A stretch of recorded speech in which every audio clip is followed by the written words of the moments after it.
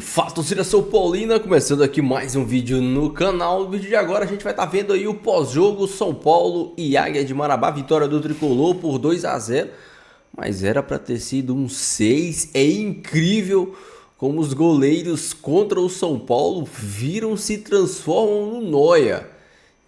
Pegou muito goleiro, o São Paulo teve boas oportunidades, mas realmente o destaque do jogo foi o goleiro do Águia de Marabá. Então, antes de mais nada, desce aí embaixo, deixa seu like, se inscreve no canal e ativa o sininho de notificações para não perder os próximos vídeos. Tem vídeo aqui trazendo notícias e tudo do São Paulo todo santo dia. Menos no sábado. No sábado não tem, não, mas todo dia tem. A gente vai estar assistindo o vídeo junto aí. No final do vídeo eu volto trazendo a minha opinião, os meus comentários. A gente vai estar debatendo e falando um pouco desse São Paulo do Zubeldia que tá voando. Créditos de direitos autorais, vou estar deixando na descrição. Sem mais enrolação, bora pro vídeo. Anulando o gol, 2-0, 5-1 no agregado. Então, olha, posse de bola, 71%, muito mais do São Paulo. Passes certos, 531, muito mais. Finalizações, 27-5. Certas, 12-0. O Jandrei não fez defesa nenhuma. Grande chance, 5-0. Ações na área rival, 51 ações, né, contra 3 do Águia de Marabá, que se despede da Copa do Brasil. Eduardo Afonso fala ao vivo agora aqui no Sport Center. Vamos lá com o meu xará. A torcida São Paulina foi para ver uma noite festiva e não foi isso que aconteceu exatamente. Vitória tranquila, sem sustos e rodando a equipe. É difícil saber a escalação do São Paulo, né, Edu? A gente até achava que ia ter mais titulares em campo, porque estão um tempo sem jogar, mas o Zubeldia usou o pessoal normalmente do banco. Teve ali um ritmo de jogo bacana, o pessoal saiu contente daí, né, Edu? Tudo bem? Boa noite. Tudo bem, Xará? Como é que você está? Boa noite, um grande abraço ao Elton Serra e ao fã de esportes. Os 38.409 torcedores que aqui estiveram acompanhando a classificação do São Paulo, atual campeão da Copa do Brasil, saíram satisfeitos, claro, esperavam mais. E já no comentário do Elton Serra ficou claro, porque não foi mais, foi uma partidaça do Axel, goleiro da equipe do Águia de Marabá, com grandes defesas. Eu fiquei com a impressão, não querendo me meter na área do Elton Serra, que se fosse um jogo em que o São Paulo precisasse fazer 4, 5, 6 gols, ele faria. Como era um jogo que estava bem administrado, bem tranquilo, não é que não capricharam. Claro, tem muito mérito do goleiro, mas também o São Paulo, assim, não foi com tanta ênfase, não caprichou tanto, assim. Eu acho que acharia o resultado que fosse necessário. O 2-0 era o resultado tranquilo para o São Paulo se classificar. Mas o mais importante do que a classificação, do que os 3.400.000 reais na conta, Xará, é sem dúvida alguma poder rodar um time. Alguns jogadores que não são titulares absolutos, mas estão ali como 12º, terceiros ou 14º titulares, entram sempre. O Galopo, principalmente após a saída do Pablo Maia, tem ali revezado. O Alisson tem sido puxado como um primeiro volante, ele tem revezado com o Bobadilha como segundo volante, e o Zubeldia já disse que vê o Galopo mais como segundo volante, e o Galopo já disse que gosta desta posição. O Luiz Gustavo, que pode ser também um substituto do Pablo Maia, dando um pouco mais de liberdade para o Alisson. Hoje jogou o tempo todo, foi legal para ele, estava esperando por isso. O Eric, que a gente não vê entrando tanto entre os atacantes, teve a sua oportunidade, deixou o seu gol. Ferrarese, que há um bom tempo não jogava na zaga, ele descansou os 2 zagueiros titulares, deu oportunidade para os 2 laterais reservas, rodou o time, colocou alguns titulares no segundo tempo, poucos, e vai ficar aí entre o jogo do Barcelona, que foi quinta-feira passada, para o jogo do Tajeres, que vale a primeira colocação da Libertadores na semana que vem. Alguns jogadores vão ficar 14 dias sem atividade de jogo. Vão trabalhar no CT, isso porque o Campeonato Brasileiro teve a paralisação. Não tivesse, o São Paulo teria jogado segunda-feira com o Cruzeiro e jogaria no final de semana contra o Internacional em Porto Alegre. Com todas essas mudanças de tabela, boa parte dos titulares terão essa inatividade de 14 dias entre a última apresentação aqui pela Libertadores e a próxima. Mas para mim o grande ponto da partida, quem precisava desse jogo era o Lucas Moura. Tinha jogado 35 minutos depois da lesão na estreia no jogo contra o Barcelona. Hoje jogou 65 minutos e ele, tirando o Axel, talvez tenha sido o jogador que mais teve ações na partida. Tentou gol de pucheta, fez arrancadas, enfim. Foi o Lucas Moura que nós conhecemos. provando que está condicionado fisicamente para ser titular, para voltar a ser titular absoluto na Libertadores no jogo da semana que vem. E na semana que vem, o André Silva, que vinha ocupando aí a titularidade, hoje perdeu alguns gols incríveis, provavelmente ficará no banco, porque a chance do Caleri voltar e o departamento ficar um pouquinho mais vazio, o departamento médico é muito grande. O Caleri já treina com a equipe e pode ser a novidade nesta briga com o Tajeres pelo primeiro lugar do grupo. Na Copa do Brasil, resta aguardar o sorteio, tem que terminar a fase, tem jogo atrasado. São Paulo vai demorar para voltar a campo e defender o título conquistado no ano passado. E o Zubeldia continua invicto. 6 vitórias, 2 empates, 8 partidas, tem aquela do Milton Cruz. São 9 jogos que o São Paulo não perde nesta temporada, depois da saída do Thiago Carpini, meu caro Edu Elias. Ô, Xará, você falou aí, o torcedor São Paulino se anima com a possibilidade do Caleri voltar, possivelmente jogando ao lado do Lucas, que eu concordo contigo, jogou uma bela partida, mostrando que está em forma novamente, voltando, fez um gol, comemorou pro filho que estava ali no estádio. E aí eu fico pensando, porque vale a primeira colocação do grupo na Libertadores, esse jogo de quarta-feira que vem contra o Tajeres. Teve grito aí de quarta-feira, esse tipo de coisa? Não chegou a ter isso, não teve isso, mas nós todos sabemos que é quarta-feira. Porque a torcida do São Paulo ainda não administrou muito aquele empate com o Barcelona, embora a situação seja a mesma. Tivesse ganho do Barcelona, precisaria vencer também o Tajeres. É o que vai acontecer na próxima quarta-feira. Vencendo o Tajeres pela contagem mínima, estará como primeiro colocado na próxima fase. O problema é que com 2 pontos a menos do que o previsto. Lá na frente, os pontos do Barcelona poderão fazer falta aí num critério de saber se joga em casa ou joga fora a partir das quartas, semi, a decisão é jogo único, se o São Paulo for avançando. Agora eu vou te chamar a atenção de uma cena que aconteceu, quando mais ou menos aos 65 minutos, 20 de segundo tempo, São Paulo estava trocando os seus 3 primeiros jogadores, o Águia estava trocando, fazendo 2 substituições, então o jogo ficou paralisado. Isso me chamou muito a atenção. Havia um escanteio a favor de São Paulo, no ataque pelo lado direito. E aí o Zubeldia, que não gosta muito de área técnica, Xará, ele não fica muito, já tomou vários cartões desde que chegou ao Brasil por trabalhar fora da área técnica, foi lá na bandeirinha de escanteio, com tudo pronto para bater, estava dando praticamente uma instrução em loco ali, do lado da bandeirinha, para o cobrador de escanteio do São Paulo. E aqui o juiz não percebeu, Marcelo de Lima Henrique. Se tivesse percebido, provavelmente ele seria premiado com cartão amarelo. É o estilo ousado, ou ousadia e alegria do Zubeldia, técnico argentino do São Paulo, Xará. O Zubeldia com alguma rebeldia quando o assunto é área técnica. Xará, a gente volta contigo a qualquer momento, jogadores saindo, a prioridade é sua, valeu? Valeu, boa sequência para você e para o Elton aí. Obrigado, amigo. Vamos lá, vamos falar do Lucas. Realmente fez falta esse período fora do time, voltou. Saiu jogando desde a contusão, não tinha acontecido isso, né? Como o Eduardo Afonso destacou. 66 minutos, fez o gol de pênalti, foram 3 finalizações, foi o terceiro que mais chutou no time do São Paulo, 2 delas certas. Foram 4 dribles tentados e 2 certos. Ele imprime uma velocidade, seu Elton Serra, que às vezes parece que é, sabe, profissional contra time sub-15. Às vezes parece que ele tem um ritmo realmente diferente de jogo. E tem, né? Acho que tanto tempo na Europa e jogando em equipes que tinham essa característica. Ele jogou muito tempo no PSG como ponta, jogou no Tottenham também como segundo atacante, como ponta. Tinha como característica essa velocidade, né? Conduzindo a bola, que é muito difícil também, né? Do cara que consegue construir o jogo com muita rapidez. Então acho que ele sendo aproveitado, inclusive, né, como um meia ali numa linha de 3, né, o Eric por um lado, né, o Eric jogou pelo lado direito, o Nestor muitas vezes funcionando, né, como um meia pela esquerda, e o Lucas centralizado, ele tem essa facilidade de escolher o lado que ele achar melhor para finalizar a jogada, né? Muitas vezes caindo pelo lado direito, que é a característica dele, né? Muitas vezes atuando por ali, mas como um meio-campista, um cara jogando ali no corredor central, ele tem essa facilidade de cortar para os 2 lados. Então, essa velocidade confunde muito a defesa adversária, né? O Águia não achou o Lucas muitas vezes porque fez uma linha de 4, né? Jogou com 2 zagueiros e 2 laterais, 2 volantes fixos, e o Lucas jogava entre essas 2 linhas. E aí, ora caía pro lado do volante pelo lado direito, né, que foi o Patrick da equipe do Águia, ora pro lado do Dindê, que foi o volante pela esquerda. E é essa confusão, né, de marcação e a facilidade que os pontas também têm de fazer essa infiltração, principalmente o Eric, isso ajudava demais o Lucas. E aí é aquela questão de encaixe na equipe considerada titular, né? Como isso vai funcionar.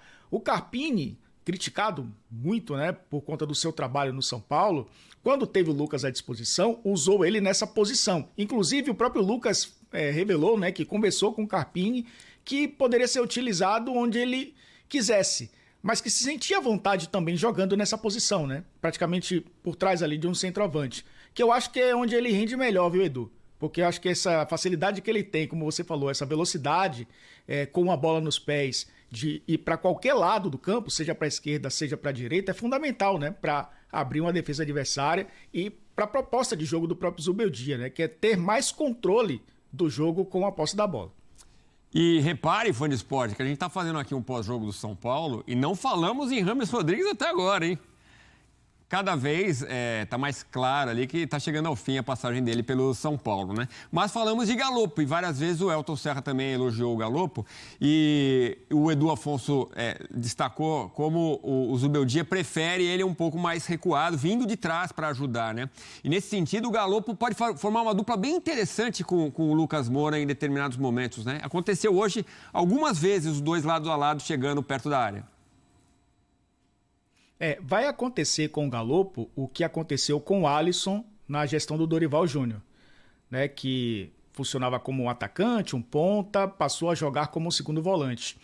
O Alisson, às vezes, como primeiro, né? Como trouxe o próprio Edu Afonso. Você tem o André Silva, né, que foi titular na ausência do Calleri, mas que já jogou junto com o Calleri. Eu acho que essa versatilidade é importante também para o Zubeldia encontrar soluções, né, criativas nesse elenco ao longo da temporada. Isso sem contar o Luciano, né, que também é outro jogador que faz várias funções do meio para frente. Então acho que quem ganha é o próprio São Paulo, com esse achado, digamos assim, né, do Galopo como um cara mais recuado, jogando quase que como segundo volante. É difícil prever a escalação que o Zubeldia vai levar a campo, né? E não só num jogo como esse, já virtualmente classificado, mas de uma forma geral. É difícil definir quem vão ser os 11 jogadores que vão começar jogando, né? E isso mostra que ele pode surpreender o adversário em determinados momentos, né? O Edu Afonso destacou a imagem, vamos dar uma olhada, no último jogo contra o Barcelona, ele chutou uma garrafinha que voou tudo em cima do auxiliar. Dessa vez, olha, ele já estava fora da área técnica, aí foi o escanteio, aí ele não se aguentou. Olha lá, tá dando instrução, chega mais, vai ali. E aí o Zubeldia, que dessa vez escapou de levar cartão amarelo, não respeita muito, então, o limite da área técnica. Bom, vamos falar desse desempenho do São Paulo com o Luiz Zubeldia, que está na área que o São Paulino espera, sem derrota. Olha só, o que é isso, derrota? Isto que é? 8 jogos, 6 vitórias, 2 empates, nenhuma derrota, então. Aproveitamento de 83%, foram 15 gols marcados, 1,88 em média, e 4 sofridos, meio por jogo. O Elton, é realmente uma chegada boa, um time diferente do que a gente via com o Carpini. Agora, o ponto fora da curva e que o São Paulino fala, epa, é essa história do jogo contra o Barcelona, que não conseguiu vencer, até em resultado de primeiro ou segundo, muda pouco em relação ao jogo do Tajeres na semana que vem. Mas o torcedor São Paulino esperava uma vitória e até para aquilo que o Edu destacou, que para os próximos confrontos é bom ter mais pontos, isso pode fazer falta lá na frente. Mas, de forma geral, dá para falar que o trabalho é bom ou ótimo, Elton? É um trabalho bom caminhando para ótimo. É um trabalho bom, né? E eu acho que pensando no calendário do futebol brasileiro, em tudo que a gente está acostumado a ver aqui no Brasil, de falta de paciência com o trabalho de técnico, com jogadores tendo problemas de adaptação, com mudanças de treinadores, você começar sem perder, essa sequência tem um jogo a mais, né, Edu? Porque o jogo contra o Atlético Goianiense não foi o Zubeldia, né, que acabou treinando a equipe do São Paulo naquela vitória por 3-0 fora de casa. ele estreou contra o próprio Barcelona, né? Também fora de casa, vencendo por 2-0, e aí veio essa sequência de jogos, que inclui inclusive empate com o Palmeiras, né? Um clássico, você já começando tendo um rival ali direto, um time que é muito bem montado, também você não perder ajuda a você ter tranquilidade para fazer o seu trabalho. Eu acho que a característica principal desse início, né, de trajetória do Zubeldia é dar padrão de jogo. Porque a gente começa a entender isso quando a gente vê jogos como esse contra o Águia, né?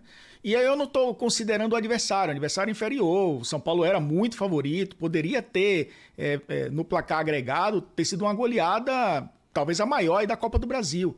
Mas olhando do ponto de vista apenas do São Paulo, você olhar um time reserva tendo comportamentos parecidos com a equipe principal significa que há um padrão.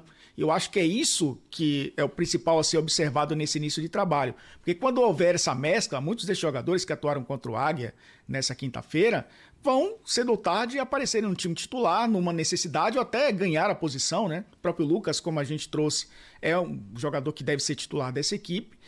O cara que entra na equipe entende o conceito, né? Entende a forma de jogar. As variações elas virão com o tempo, né? Quando o time ganhar confiança, e vai ser necessário ter variação de jogo, né? Para você não se tornar um time previsível. Eu acho que o ponto principal é esse, Edu. Achar primeiro um padrão que o Carpini não tinha encontrado e a partir daí você começar a talhar essas variações, que eu acho que é o momento que o Zubeldia vai começar a encontrar e vai coincidir com mata-mata de Libertadores, Copa do Brasil, o adversário certamente das oitavas de final vai ser mais difícil, Campeonato Brasileiro retomando, é o momento dele encontrar isso, né, para o São Paulo ser um time equilibrado, pelo menos até o fim da temporada. O Luiz Gustavo, por exemplo, é um jogador que pode ser muito importante para o Zubeldia, né? Jogador com experiência de seleção brasileira e tudo mais. Agora... Já comenta aí, além do goleiro do Águia de Marabá, quem para você foi o destaque da partida? A gente pode pontuar alguns aspectos aí, mas principalmente o Lucas parece que joga outro esporte. Né? Parece que ele não joga futebol, parece que ele pratica outro esporte ou que os jogadores aqui do Brasil praticam outro esporte que não é o futebol. Porque é incrível como ele se destaca em, contra o Águia de Marabá e faz. O Lucas ele mantém esse nível de explosão, de atuação, independentemente do adversário. Ele sempre consegue dominar essa bola de costas e com um passe girar o corpo e partir para. Ele é muito diferente. A explosão dele é algo surreal. Realmente parece... Uma coisa que eu falo, vou falar para vocês aqui, para vocês observarem. Veja quando o Lucas for disputar bolas de cabeça, bolas aéreas. Mesmo quando o jogador é maior que ele, o Lucas consegue ter uma impulsão maior do que o jogador adversário. Eu estava prestando atenção nisso em alguns jogos. O Lucas vai disputar com zagueiros, com volantes, com jogadores que são maiores do que ele. O Lucas não é tão baixo assim, mas assim, tem muito jogador que é maior que ele. O Lucas ele consegue saltar mais alto que esses jogadores. Para a gente ter uma ideia do nível de profissionalismo do cara, do nível de intensidade do cara, do nível de explosão, do nível de jogador que ele é. Ele realmente, quando o Lucas saiu do Brasil, ele era um menino que tinha muita expectativa para ser um grande jogador, mas o profissionalismo dele fez ele ser mais do que nós esperávamos. Ninguém esperava que o Lucas ia ser esse nível de jogador que ele é. A gente imaginava que ele ia ser sim um bom jogador, que ele ia ter bons destaques na Europa, mas olha o nível do futebol do Lucas, olha o nível de profissionalismo do Lucas. Tem muito jogador que vai para a Europa, cara, se deslumbra com um clima, com dinheiro, com tudo. A gente tem vários exemplos lá. Jogadores que vão para a Europa e não mantêm um profissionalismo, não se foca na profissão, não viram um atleta. Que é diferente você ser um jogador de futebol de você ser um atleta. O Lucas é um atleta de alto nível de performance. Então, realmente, o nível de atuação do Lucas Moura é muito acima da média. E eu espero que ele pare de ter essas lesões, porque realmente acaba não prejudicando só o São Paulo, mas prejudicando ele. A carreira dele, porque ele já está se encaminhando para um final de carreira. Eu acho que o Lucas não vai aguentar correr até os 38, que alguns jogadores chegam, né? O Lucas deve correr aí uns 36, 37 no máximo, pela faixa etária onde ele joga, né? E pelo tipo de futebol dele. A não ser que ele mude de posição, vire um 10 mais clássico e tal, correndo menos, ou um segundo atacante, enfim. Mas assim, eu não vejo o Lucas jogando até os 38, jogando até os 39, quanto muitos jogadores fazem, né, esse tipo de coisa. O Lucas, pra mim, eu acho que deve jogar até os 36, 37 no máximo. Então, quanto menos lesões ele tiver, mais ele vai poder aproveitar a carreira e mais ele vai poder render no São Paulo, pro São Paulo, pra torcida ver ele. Vamos falar do André Silva. Eu tava dando uma olhada aqui no Instagram aqui e a galera, alguns jogadores, pô, se fosse o Juan perdendo aqueles gols, e sinceramente, eu não... Ele perdeu um gol, foi a primeira bola que ele chutou pra fora, uma bola difícil, né, que o zagueirão abaixou lá e ele pegou meio que no susto. Agora, aquele lance lá que o goleiro defendeu, cara, o André tirou a bola do goleiro, o goleiro buscou e depois o André cabeceou do outro lado e o goleiro foi lá e buscou. Então foi total mérito do goleiro.